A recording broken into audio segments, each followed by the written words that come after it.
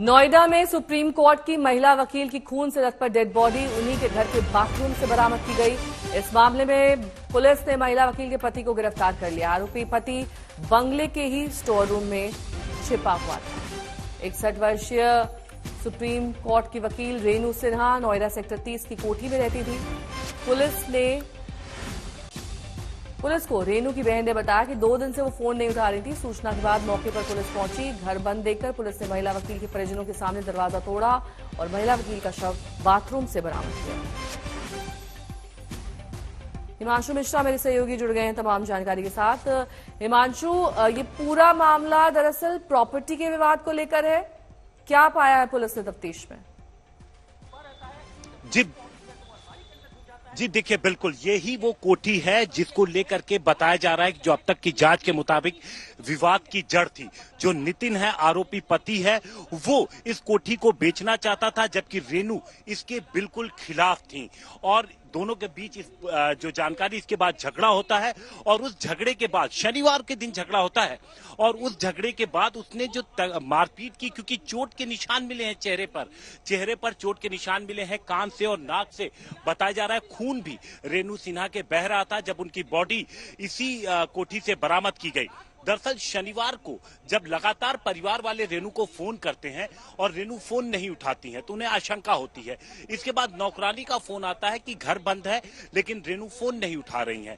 जिसके बाद वो पुलिस में कंप्लेन करते हैं। पुलिस अपने तरीके से आसपास के इलाकों में ढूंढना शुरू करती है, तलाशना शुरू करती है, लेकिन तलाश यहीं पर आके खत्म होती है जब तकरीबन 24 घंटे के बाद यानी रविवार की शाम को पुलिस ने जब इस घर का दरवाजा तोड़ा और इसके बाथरूम में फर्स्ट फ्लोर के जो स्टोर रूम है पीछे, उसके आगे एक बाथरूम बना हुआ है, वहां पर जब पुलिस पहुंची तो वहां से रेनू की बॉडी बरामद हुई। इसके बाद परिवार वालों ने पहला शक ही नितिन के ऊपर उठाया। अब पुलिस यहां से बॉडी लेके चली जाती है, इन्वेस्टिगेशन आगे बढ़ाई जाती है, नितिन की तलाश शुरू की जाती है, लेकिन नितिन कहीं नहीं मिलता और वापस 10 घंटे बाद पुलिस यहीं इसी कोठी पर पहुंचती है और पहली मंजिल के स्टोर रूम के अंदर से आरोपी नितिन को गिरफ्तार किया। दरअसल शनिवार के बाद नितिन यहां से निकला ही नहीं था और ये बात इन्वेस्टिगेशन में आई थी, जिसके बाद पुलिस दोबारा यहां पहुंची। यानी जब पहली बार पुलिस यहां पर पहुंची थी, बॉडी जब पुलिस को मिली थी तो उस वक्त भी आरोपी इसी घर के अंदर फर्स्ट फ्लोर पे मौजूद था, लेकिन पुलिस उसे ढूंढ नहीं सकी।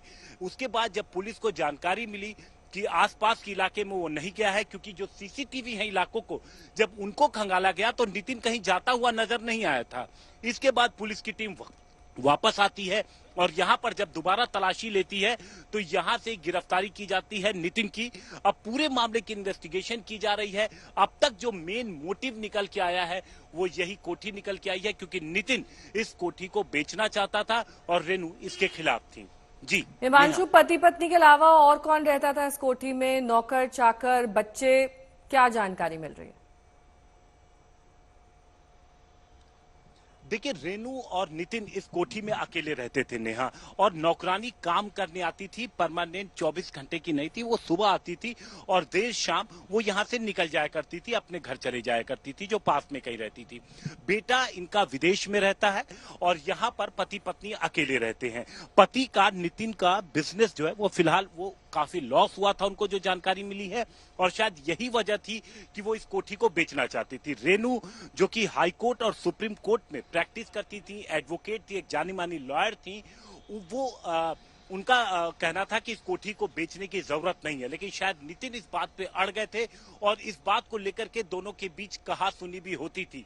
और शायद यही वजह है कि देखिए, जैसे ही रेनू की बॉडी घर से बरामद हुई, पुलिस ने परिवार वालों ने फौरन नितिन के ऊपर शक जाहिर किया था, क्योंकि अंदेशा रहा होगा, उनको पता होगा कि आपस में अनबन चल रही है, कोठी को लेकर के अनबन चल रही है, और शायद यही वजह बनी हत्या की। उसके बाद पुलिस ने जब इन्वेस्टिगेशन की तो पुलिस को अंदर से बॉडी के एक तकिया भी बरामद हुआ है और जो शुरुआती जांच में लग रहा है कि उसने तकिया, मारपीट हुई और मारपीट के बाद उसने तकिए से गला घोट दिया।